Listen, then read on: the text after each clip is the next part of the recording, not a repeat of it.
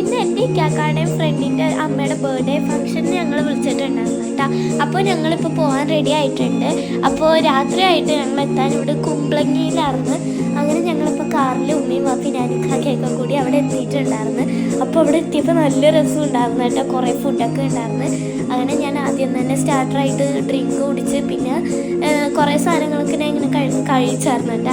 അപ്പോൾ ഇക്കാക്കടെ വേറെ കുറേ കൂട്ടുകാരന്മാർ എൻ്റെ ഫ്രണ്ട്സിനെയൊക്കെ ഇങ്ങനെ വിളിച്ചിട്ടുണ്ടായിരുന്നു. അപ്പോൾ അവരെയൊക്കെ കണ്ടിട്ടുണ്ടായിരുന്നു കേട്ടോ. അങ്ങനെ ഞങ്ങളിങ്ങനെ നടക്കണമായിരുന്നു. ഇത് ഒരു പാർക്കിലായിരുന്നു. ശരിക്കും ഇതൊരു ഐലൻഡാണ് കേട്ടോ.